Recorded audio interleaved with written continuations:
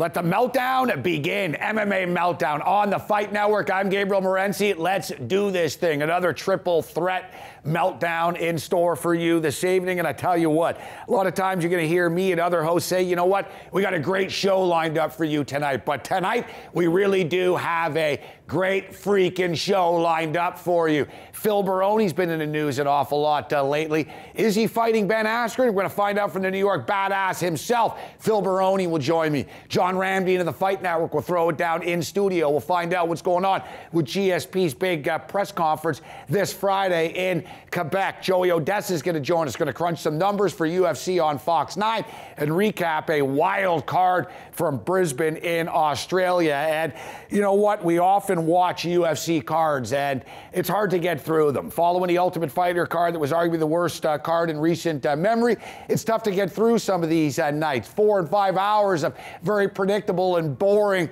outcomes. Yet this past Friday night in Brisbane reminded us why we watch the sport. The unpredictability of it. Who would have freaking thought that Hunt and Bigfoot were going to go 25 minutes in a bloodfest, an all-time classic? Should there be a rematch? We'll break that down tonight. We got some videos of the week. All that and more on tonight's MMA Meltdown.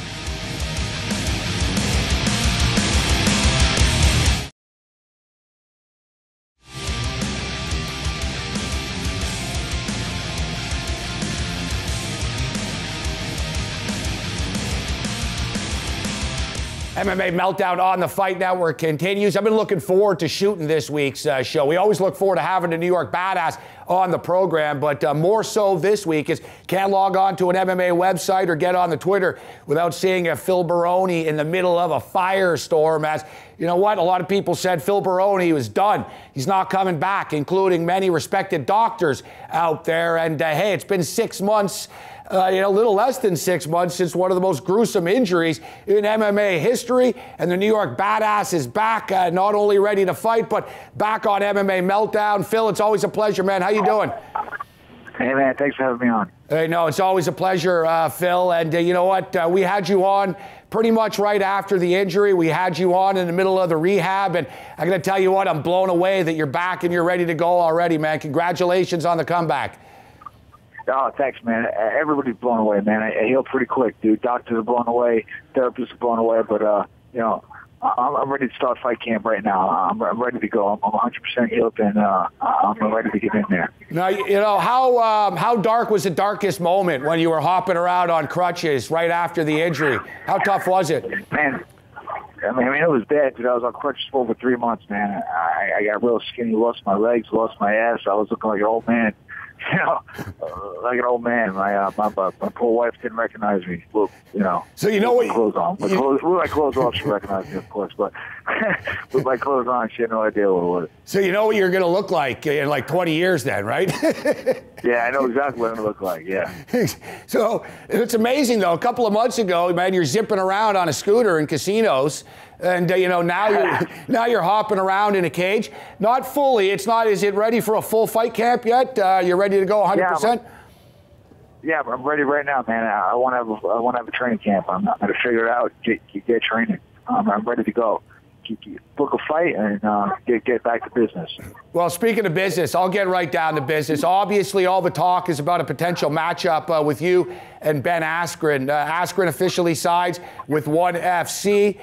You were fighting in ONE FC, and they treated you very well after the injury. They took care of you, so I assume that you're going to be back there fighting again. A lot of people are wondering, is this fight set? Is it going to happen? What's the status with you and Ben Askren? Man, I mean, it's going to happen. You know, it's going to happen either in the cage or it's going to happen if I see him on the street and I'm just going to punch him in his face. So you know, one way or the other, it's going to happen. You know, he crossed the line, talked a little personal shit, and you know, there's places you don't go as man, and he went there. So you know, I'm going to make a pay for it. So it's beyond just from a professional standpoint. He's literally pissed you off personally right now. Well, you know, he crossed the line, dude. You don't bring up people's family or personal. You know, there's a place that you go, and he went to where you don't, you know, where there's no turning back. And you know, I'm gonna bust him up. You know, and one thing that I take away from this is he talked to you on Twitter. He's running his mouth on Twitter, but then he says, no, I don't want to fight you after the fact. And seems to be a common theme with him. The guy rips everybody, but he doesn't want to fight anybody. Yeah, exactly. He doesn't want to fight anybody. He talks the talk, but he won't walk the walk. You know what I mean? He's a good talker. I'll give him that. But talking ain't what it's about. Talking ain't what it's about. Now you've been in. He's talking about me. Relevant. He's relevant. He got. I don't know if he should get better management. I don't know what he should get. But I mean, he got passed up by the UFC as defending Bellator champion. I mean, talk about irrelevant. What a piece of shit. Nobody wants to see the guy fight. Nobody saw him fight. And what do you have, a couple fights on MTV too or something? I mean, I never seen the guy fight before. And it seems as though a lot of people want to see you and him fight. Has he? I mean, it's the only big fight they got over there. I mean, who can he fight better? Tiger Chung-Lee, Mr. Fuji. I mean, who's he going to fight that's a bigger name than me over there? You know what I mean? And I'm going to knock his ass out. No one can wrestle over there. I can wrestle a little bit. And, I'll stop his takedown and crack him in the face and knock him out. Has he pissed you off? You've been in the game a long time. Has he upset you more than anybody else? Because you sound pretty upset. He crossed the line. You don't talk about private stuff. And he crossed the line. He can say whatever he wants about me. I mean, I'm going to say what I want about him. But I got to talk about his wife and shit like that. He's an asshole. He crossed the line, and now he doesn't want to fight. Now he doesn't want to fight. Him and Dan Henderson's old water boy over there, the guy that used to hold the towel for Dan Henderson back in the day, probably was the guy's name, Heath, Hess, whatever that dude is. Yeah. Him and I don't even want to get it. I mean, I'm giving these guys more press than ever got on MTV too. But at the same point in time, it's got to feel good to be back in the game here, Phil, and be right in the middle of it, right? I'm always in the game, man. I never left. I didn't go anywhere. I'm going to get a bigger fight than him. If you don't want to fight, he's afraid to fight. I'm going to get a bigger fight. I mean, like I said, who is that guy? I was doing him a favor. The way I see it, I was doing him and a promotion a favor. You know what I mean? That Trump. I'm just gonna catch him on the street, bust his face. Man, we're kicking it with the New York badass Phil Baroni, who's fired up. And I should note, it's like 3 hours earlier right now where Phil is. I wouldn't want to serve you a piss cold coffee right now at Starbucks, Phil. No, I'm drinking coffee right now at Starbucks. You're exactly right. I'm trying to wake up. I had a rough night last night living in Vegas. Like I said, I get the out of here getting this training camp. Yeah, that's what I saw you saying on Twitter, that it's time to get out of Vegas, so back to San Jose. Get out of here, man. Gotta get out of here. You're going to end up fighting yourself in Vegas if you stay there too long, man. Yeah, right. I just bed in a hotel somewhere. A couple of weeks ago, when you were back, it was about Joe Riggs. You watched the Fight Master and you were less than impressed.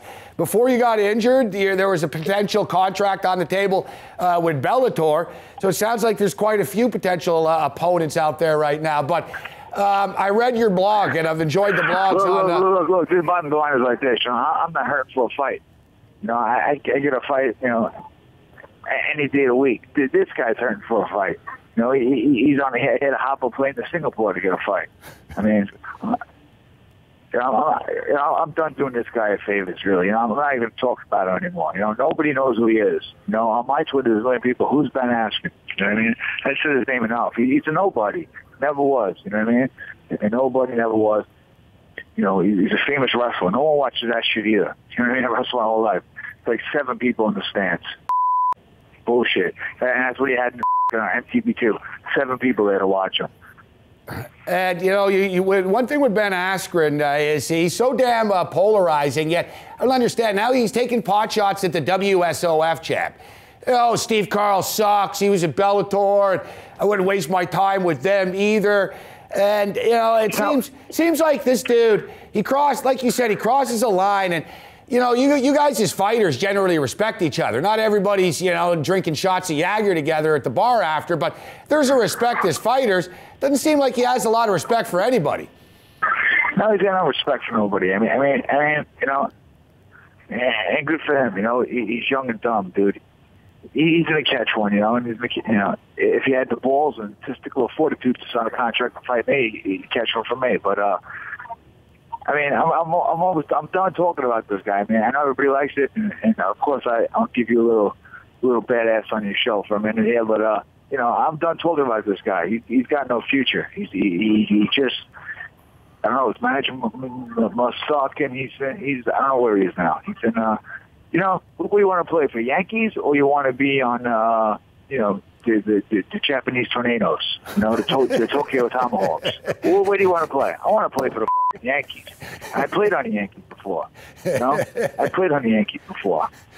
I had 10 seasons with the Yankees. This motherfucker, what does he got? Who's he? He's on MTV too. The New York badass Phil Baroni with us. Phil, I mentioned your blogs on Bloody Elbow. I enjoyed them. And you spoke about ONE FC. We spoke right after the injury, and you weren't really sure what ONE FC were going to do, how they were going to handle it, how you were going to handle the injury after the fact. But it sounds like they stepped up to the plate. I tell you how I handled the injury. I'm back, dude. I handled the injury like a man. Fixed my leg, and I'm back, ready to go. And what about... That's how I handled the injury. What about ONE FC, though? They had your back through this, right? When it was all said and done? They helped me out. They got me... they got me a good surgeon, and they paid for it. And, I mean, they did what they were supposed to do. They did what they were supposed to do. They definitely took care of my medical expenses. So what's the plan now? How much longer in Vegas? You got the holidays coming up, too. I'm ready to go. I'm the holidays, dude. I'm ready to go. I'm ready to go. The holiday's going to be punching someone in the face, right? Yeah, it's a holiday. Getting back in the gym and getting back to work. I mean, whatever, holidays. What's it like at the gym around Christmas time, though? Does it get shut down, or especially you train with some real badasses that seem to be pretty ruthless and grind through. There's no holidays, in the real world, so it didn't really seem to be holidays in the fight world either. No, I mean, I fought last year in New Year's, so I train right through the holidays. There is no holidays, when you're in the fight game. Holidays are after the fight's over. You got a couple of weeks. The New York badass Phil Baroni. Well, Phil, we'll wish you a happy holidays. Might as well, since we have you on right now. We probably won't speak before Christmas, but we look forward to seeing how this plays out, man. And I want to see this fight, and I know it's not, a lot of people do. It's not going to play out, dude. It's going to play out. This guy have any, nuts and guts. If you want to get in the cage, or if you want to talk shit. And, man, like I'm saying, I'm done talking about him after this. It's my last conversation about this Barca. He's a chump. Nobody knows who he is. No one ever seen him fight. You know what I mean? He was a washout in the Olympics. He didn't place. He's from America. He didn't place. He's a nobody. You know what I mean? He was ready to go teach wrestling camps. The last I heard, go teach wrestling camps. You're a bum and a buster. Nobody knows who you are. Nobody wants to see you fight. The New York. Go ahead and run for the Tokyo Tigers. The New York badass, Phil Baroni. Hey, Phil, it's always a pleasure, my man. Thanks a lot for taking the time to be with us, and I really want to see this fight happen. I really hope it does happen, man. Yeah, me too. Me too. Always a pleasure, man. Take it easy, buddy. There's the New York badass, Phil Baroni, with us. Wow. The beeps are going to be flying fast and furious here this evening. It sounds like Phil's fired up and ready to go. And think about it, man. Guys, we're talking about fractured tibulas, shattered ankles and stuff. And dude's walking around on crutches for 3.5 months. And, I've said it before and I'm going to say it again. The term Ultimate Fighter is tossed around loosely. It's not about winning reality TV shows and about what your record is. It's about always wanting to fight and always wanting to kick some ass. And clearly the New York badass is still open for business. And if you're Ben Askren, I'll give Ben Askren credit. The dude's never lost. And, he's got the wrestling pedigree, obviously. It's there. But you're not in the UFC, dude. So you can talk crap about GSP and, I'll beat this guy and this guy all you want. That's all good. You know what? And I can strike out Miguel Cabrera. But you know what? The New York Yankees aren't going to put me on the freaking hill to do it. And clearly, Dana's not putting you in the cage to do it right now. So then you start talking smack about, Baroni. He's irrelevant, yet you talk smack about him. If he's irrelevant, don't freaking say anything. Then you're taking pot shots at the WSOF guys right now. It's really hard to like Ben Askren, isn't it? And that's why so many damn people want to see Phil Baroni step into the cage, or we should say the ring, with Ben Askren. And, a lot of people, Askren's going to take him down. Askren's going to take him down. But you know what? If anybody's got a shot of catching somebody, it is the New York Badass. MMA Meltdown on the Fight Network continues.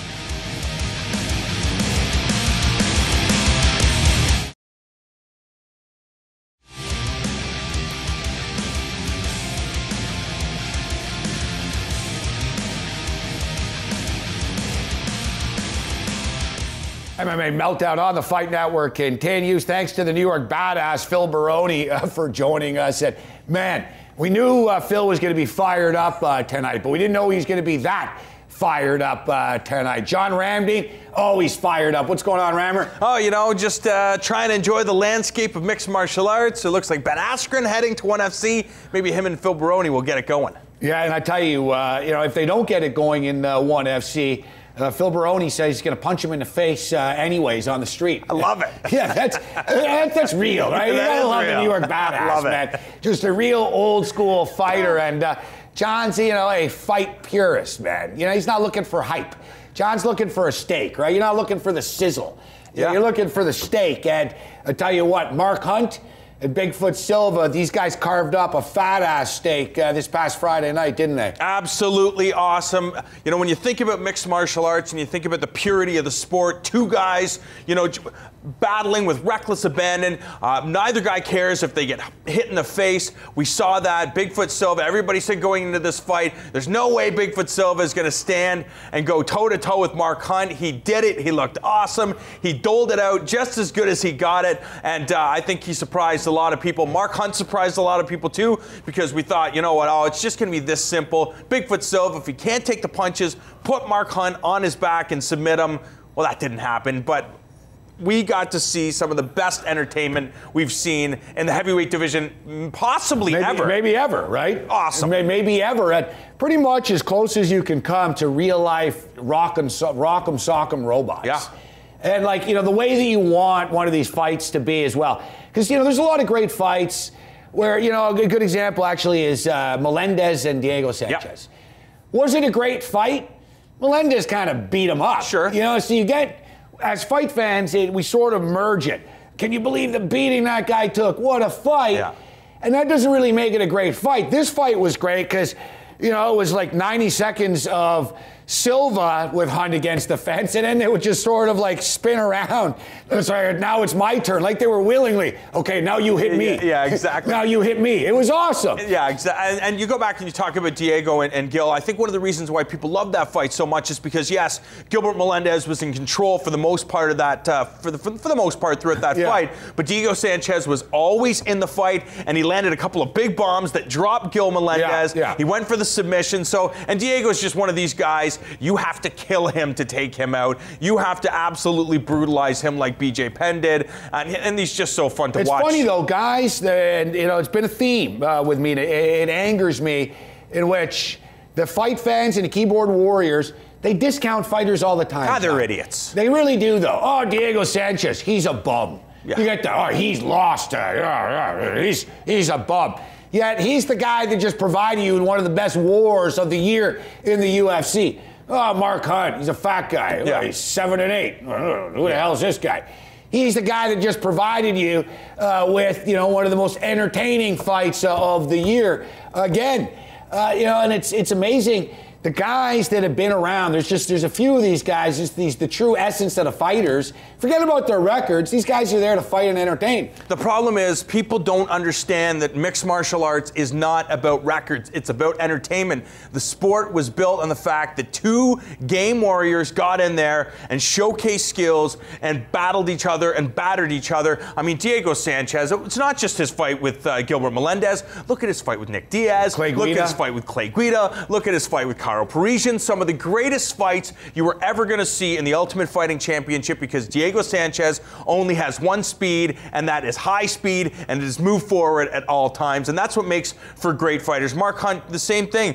You like watching Mark Hunt because he doesn't look like your typical athlete, but all it takes is one perfectly placed punch, and you are Dunsky. And Bigfoot Silva, somebody who was just sort of known as Bigfoot. Yeah. Oh, he's not the most skilled guy, and oh, he really took a beating against Kane, but he's not great.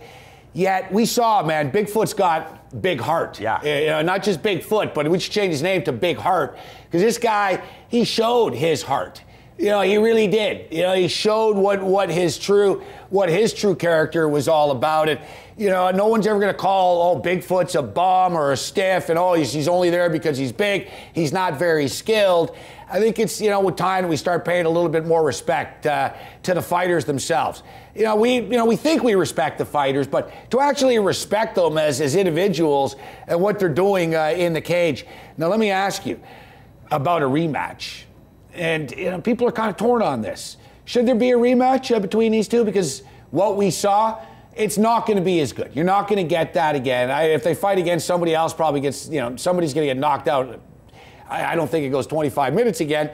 But since it's not a championship fight, and it wasn't, does there have to be a rematch? Or can we just sort of put that in the history books for what it was, is a great fight? My opinion is no need to see the rematch. We saw what we needed to see, and that's what it comes down to. It comes down to matchmaking. We all had a certain interpretation of how the fight was going to go down. Either Mark Hunt was going to land a punch in that first round and knock Bigfoot out, or Bigfoot was going to put Mark Hunt on his back and lie on him for 25 minutes or until he got a submission. We didn't see that. We got the outcome that we were all looking for. I think most people, if they were objective and they watched this fight, probably had Bigfoot winning on the scorecards. Yeah. Somehow the fight was a draw. Let it be a draw. These guys were training partners. They're friends. They boozed it up after the fight. They've already... And it was one of these fights where even a gambler such as myself were bitching about the draw. It was like, it wasn't like, oh, that sucks after all that. It was a draw. It was like, yeah, man, that's fitting, man. Like you said, it was a fitting draw. You know? And the fact is, it will never live up to the first fight, no matter what happens. It's like a Star Wars movie. You got to see the first three. They went back, and everybody was anticipating the new movies. They just didn't live up to the hype. New one, too? No. J.J. Abrams, though, he's a pretty talented dude. Whatever. I wasn't a huge fan of the Star Trek reincarnation, but really? That's just me. GSP holding a press conference this Friday. There was a story on Bloody Elbow that the press conference was, to decide the fate of his future. That was basically the headline. And, there were a couple of things that stuck out to me about it. People don't hold press conferences to say that, yes, I'm not retiring. But it also stuck out to me that the press conference was in Quebec City and not in Montreal. GSP's not from Quebec City. He's from Montreal. Yeah, it says in some of the things I've read, it's about GSP's future. We also know that he has a documentary coming out in the future called The DNA of GSP. And could that be the announcement? I have a feeling that's what the announcement is. That's going to be a pretty anticlimactic, almost as anticlimactic as the announcement after his last fight, I guess. Like I said, if GSP shows up to pimp a movie and says he hasn't made up his mind yet, that's what it's going to be. Then even people that defended him before, like even me now, I'm like, dude, there's other people in the company. They got to move on if you're not going to fight. And I keep on thinking he is going to step down. I was with some TriStar guys the other night. They said he was training. I can tell you GSP spent the last week in Dubai with the sheiks and the real rich dudes. So got another fight card coming up this Saturday because, there's not enough of them. Yeah, so we got another one coming up this Saturday. We go from the biggest dudes in the company to the smallest guys in the company, John. Are you a fan of the lightweight dudes? And I should say lightweight, the lighter weight guys. Yeah, of course. 125 pounds. It is Energizer Bunny all night long. Joseph Benavidez and Demetrius Johnson. If you're hungover, you'll get a headache. Oh, my God. You'll get it. I was in Vegas once for one of these. I swear to God, I was like, make it stop, man. Guys bouncing around. I'm like, just stop bouncing, dude. You're freaking me out. The fact is, they're just so athletic. They're so speedy. They're so skilled. And I mean, You look at Demetrius Johnson, many people consider this guy to be one of the pound-for-pound best in the world, but right underneath him is Joseph Benavidez, the consensus #2 guy in the division. The problem is, let's just say that Demetrius Johnson beats Joseph Benavidez. What's next for Mighty Mouse? There are not a lot of challengers, so let's just hope that somehow Benavidez wins the title, and then you get to see the rubber match between these guys. But I know it is going to be absolutely phenomenal. And one thing we've seen with Johnson, we've seen his chin bounce back from Dodson, who's got really heavy hands. He steamed through a real badass guy in John Moraga, real gangster type of guy, just crushed him. I tell you, man, that camp and Matt Hume and stuff, these guys do a great job. They fly under the radar as far as game plans are concerned. But Johnson sticks to that game plan. He knows what he wants to do. I think he's in tough here as well. I wouldn't be surprised. It could set up a trilogy as well, right, in the future, makes the division. What about... interesting. What about, we got to get out of here, but what about McDonald and Faber? Yeah, I love it. I mean, same thing. You have Joseph Benavidez peaking on the same night as Uriah Faber, his teammate, as well as Chad Mendes, as well as Danny Castillo. And you're fighting in the backyard. Sacramento, exactly. So this is why I think Joseph Benavidez might claim that 125-pound title. Michael McDonald, I set it on 5 rounds. He's the future of 135 pounds, but right now, Uriah Faber is the present, for the exception of Renan Barão and Dominic Cruz. I agree with everything that John Ramdeen just said right there. You look at Uriah Faber, he only loses in championship fights. Yeah, he only loses to the ultimate best. He doesn't lose to these other kids. It's not going to happen just yet. Check out John Ramdeen, Robin Black, 5 rounds on the Fight Network. Joey Odessa still set to join us. Kick-ass program here this evening. MMA Meltdown continues.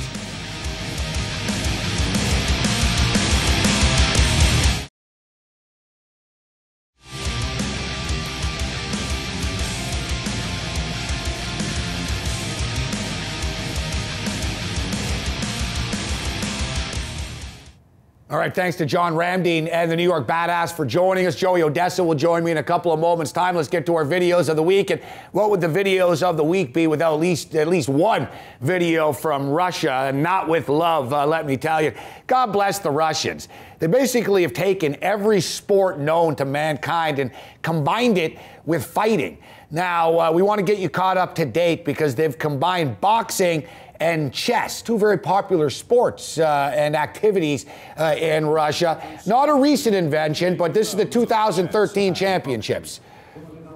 A fight is decided either through a knockout in the ring or by checkmate on the chessboard. Or, of course, if one of the 2 opponents runs out of time on his chess clock. If the chess results in a drawn game, then the overall contest is decided on points in the ring. Then it's time to put away the chessboard. Each man now becomes his own fighting pawn as the gloves go on, and the ring is cleared for man-to-man battle.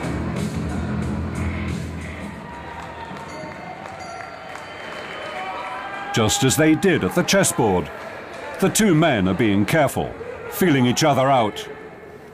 The first attack comes from Nikolai, who crosses with his right hand and catches Frank with a glancing blow to the chin. Nikolai continues to show more aggression, while Frank is clearly wary of his younger opponent and finally goes into a clinch. After Nikolai's body shots, this is the killer body blow. The Russian takes Frank's queen. Frank knows he's beaten and gives up the fight. I love the narration of this, man. And the wildebeest sees his opponent. Like, there's some great stuff in Russia. You know, you gotta love the Russians' creativity with this stuff. All right, speaking of creativity, I don't know if Arizona State students and creativity have ever really gone in hand yet. You know, besides some great breast shots from the ASU campus, this is probably about as good of a video as you're going to get. This is why they say nothing is crazy like an ASU game.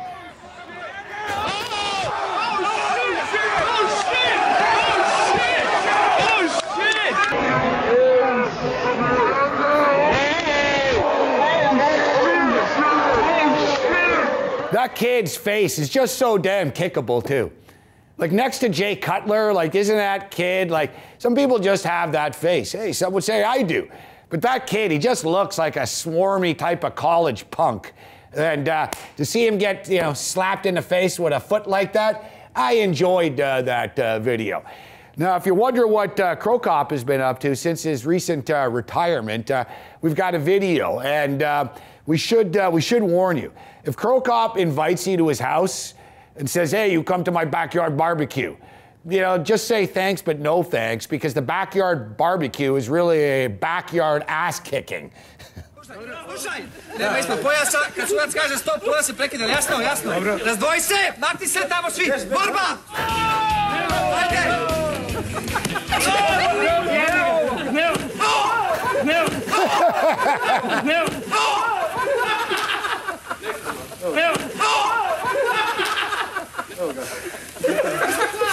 Nemojte se smijati.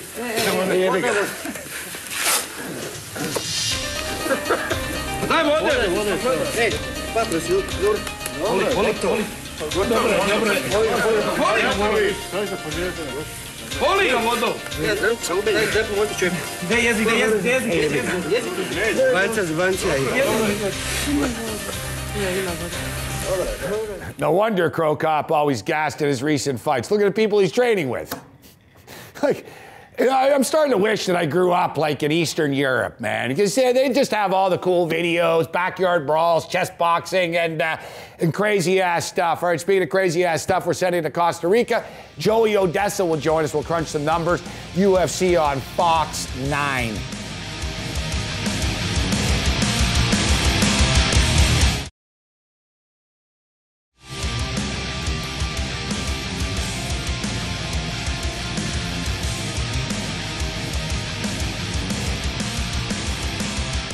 MMA Meltdown on the Fight Network continues. I am Gabriel Morency. We are in a New York state of mind here this evening as we're still reeling from the New York Badass's appearance earlier in the program. We're now joined by another New Yorker, now in Costa Rica, and an old friend of Phil Baroni. Joey Odessa steps up. And what up, Joey?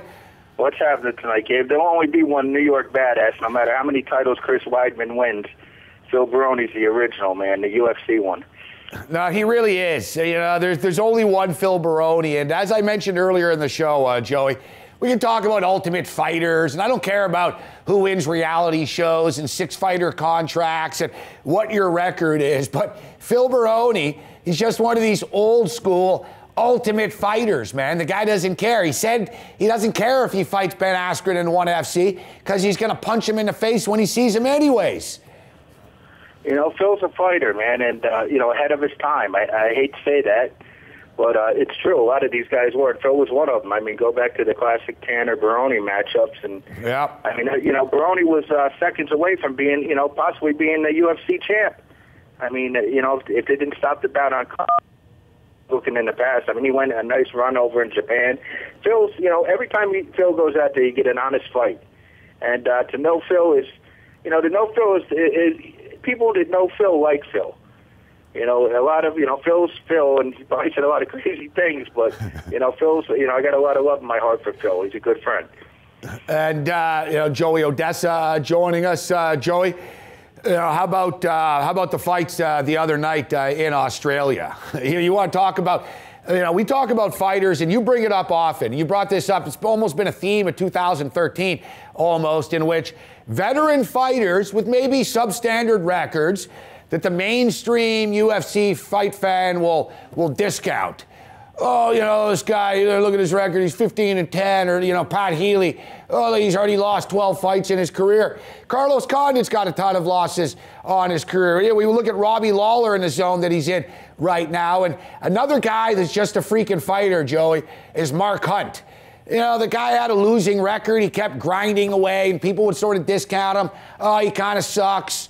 And, and then there was the big boost in which, we want to see him fight for a championship, which was a little bit of a stretch. But when it's all said and done, Mark Hunt and Bigfoot Silva are going to be remembered for arguably the greatest heavyweight fight ever, or at least the most entertaining heavyweight fight ever, Joey. In recent memory, I mean, outside of those Pride Grand Prix in the past, I can't think of a better fight. It's crazy because we talked about it, Australia, and I always complain about the United Kingdom judging and everything, but if I'll say straight up, I saw the bout. I needed Mark Hunt, but, I saw the bout 48-47 either way. Maybe leaning towards Silva, I don't know, on a 10-point must system. But them guys walking out of there with a draw was probably the most correct thing that Australia's done in a long time in any combat sport, especially coming off the Mosley Mundine bout. Now, you're right about that. Normally, and I had a piece of Mark Hunt as well in this fight, Joey. It wasn't looking too good, and the fight could have been stopped. But evidently, I think you need to have a chainsaw and sever somebody's limb off to get a fight stopped in Australia, Joey. I mean, pretty crazy stuff. They'll stand you up pretty fast there. They'll stand you up fast, but they're not stopping the fight. I mean, look, Bader just murdered Perosh. He murdered him. And, come on, man. If that fight's in America, Joey, when Silva was raining down shots on Hunt in the ground and pound, I think it was in the third round, it would have been stopped anywhere, besides maybe Canada and Australia. Oh, no question. I mean, heck, in Brazil would have definitely been over with. And, but at the end, when Hunt was raining down on Silva and they didn't stop it, I tell you, the referee on that night, I don't think the referee had his best night. I'm not going to criticize the judges. We usually complain about the judges. Didn't you rip the referee? Didn't you rip the referee on Twitter and find out that he follows you?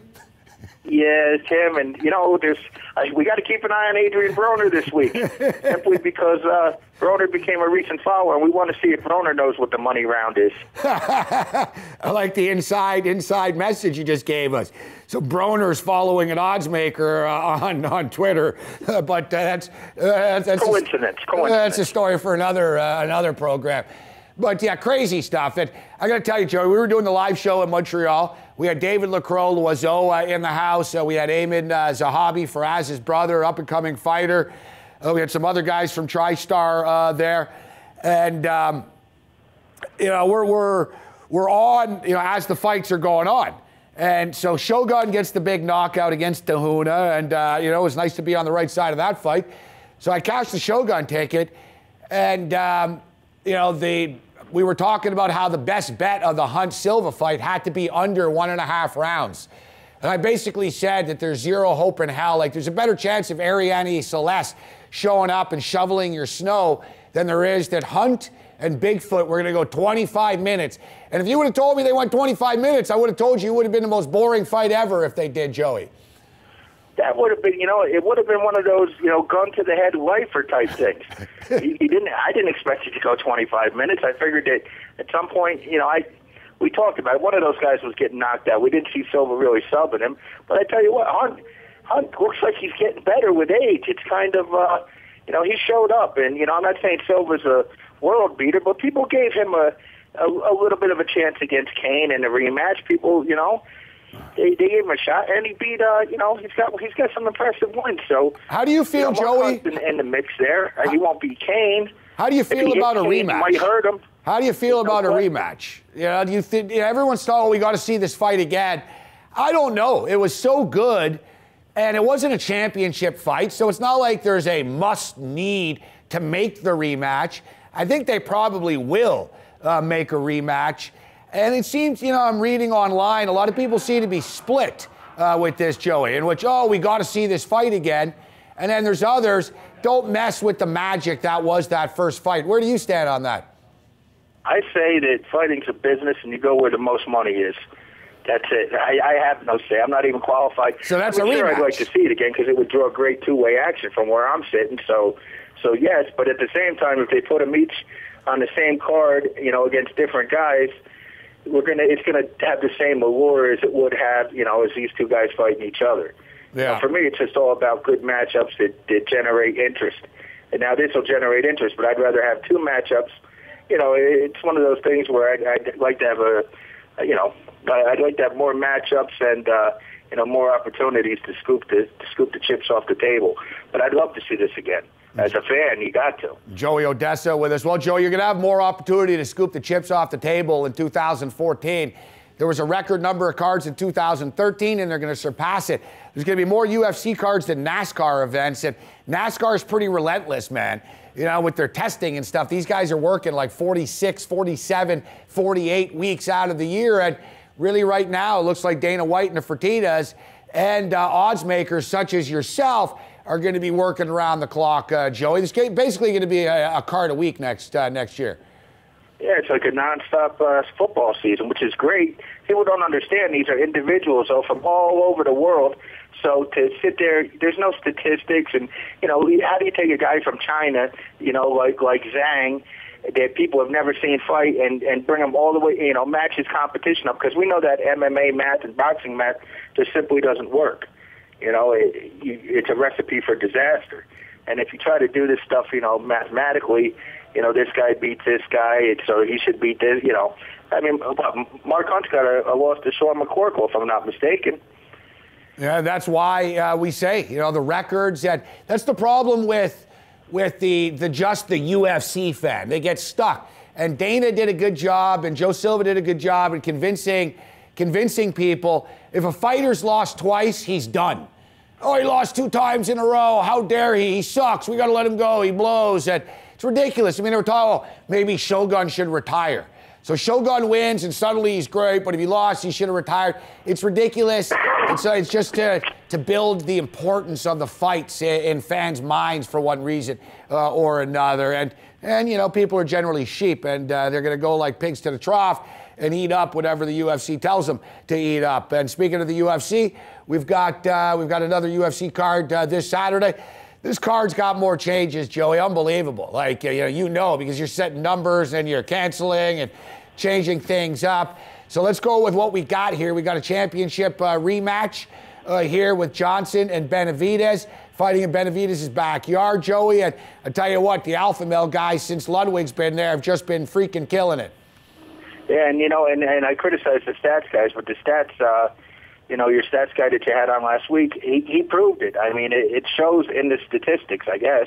I mean, it would, but it also shows on paper, you know, numbers-wise. I guess he had mathematically, you know, the Alpha Male guys. I mean, Ludwig's got to be locked in for a Gym of the Year, or Trainer of the Year, or whatever exactly, you know, whatever his title is now. It was interesting with the Alpha Male stats that Reed Kuhn posted, and it was. What's good about it, Joey, is Reed does it in a simple-to-understand way. You know, so you look, you're like, wow. And I thought it was interesting that the Alpha Male guys try like half as many takedowns now as they used to. They become more stand-up type of fighters, but they're more successful with the takedowns now. They're clearly better fighters now, and this is pretty much an Alpha Male card in Alpha Male's backyard, Joey. California card, yeah, for sure. So we got Johnson and Benavidez fights, you know, basically a pick'em here. Johnson's good, but he's always close. I mean, he cruised in his fight against Moraga. He's going to be in real tough in this one, isn't he? You know, I tell you, I like Joe B here. The first time they fought, Joe was the favorite back at UFC 152 on the Jones versus Belfort undercard. And it was a decent fight, but he was about a 2-to-1 favorite, a little over 2.5-to-1 favorite. And now they're coming in, and you know, you see right now Johnson's a favorite, but you know, I think Joe B gets it done here, and we've seen a lot of these rematches. I mean, it's almost, you know, it's been happening. You know, guys get beat, and then we have the rematch and the trilogy, and you know, we're at that point in the UFC where you're seeing, you know, I don't want to make these comparisons to boxing, but you're seeing like the Castillo Corrales and you know, some of these bouts that have to take place again. And I don't know how people could complain about, you know, rematches. I think rematches are good if they're warranted. If they're warranted, yeah, we've got a couple coming up, you know, with the Rousey and Tate and Silva Weidman. Really, the first fights really weren't great. Hopefully the second ones are actually better than the first. McDonald and Faber, talking about fight fans saying that fighters are always done after a loss or two. People have been saying Faber's been done for a little while. I've said that's not true. You know, Faber only loses to the top guys. I mean, he had those losses to Brown, so he lost to Cruz and he lost to Barao. You know, like you would say, Joey, no shame in that. McDonald proved last time out he wasn't quite ready for prime time just yet. He's still a young kid, man, at 22 years old. This is a tough fight for Faber, though, and a huge fight for McDonald. Could really make a name for himself, McDonald, with a win here. I'm not so sure he gets it, though. Well, you got to make Faber the favorite here, but, you know, outside of California, this Michael McDonald is not a bad fighter whatsoever. I mean, he's more than capable of beating Faber, and if you want to call it an upset, I think the bout's a toss-up. But it's in California, and he's going to have, you know, Faber is going to have the crowd behind him, and that always, you know, it always plays a role. You know, it's really tough to find a judge that doesn't or isn't influenced by the crowd noise, let alone, you know, referees too. We saw it in Australia. Chad Mendes, another Ludwig, Bang Ludwig guy. This guy's got 4 straight freaking knockouts, Joey.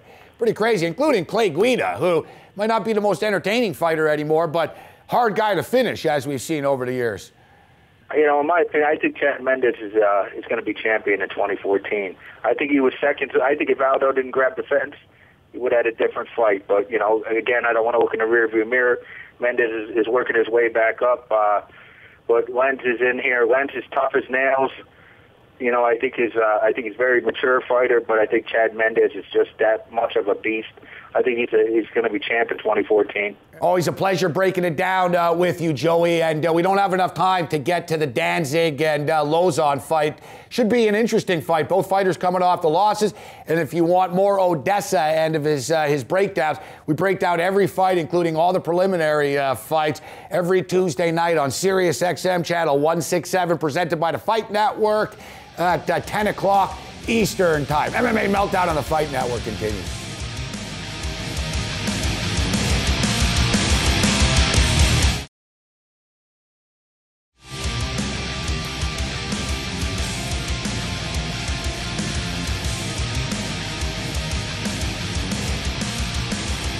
As Monty Burns would say, excellent. Excellent freaking program tonight with the New York Badass. If you missed it, watch the replay or check it out online because the New York Badass was on fire. Always great breaking it down with Ramdi and Odessa as well. For all of my final UFC on Fox predictions, log on to sportsragetv.com on Saturday. All my daily plays are always posted there. Job well done by everyone here at the Fight Network. We look forward to breaking it down with you all once again next week. Other than that, you're on your own. Later.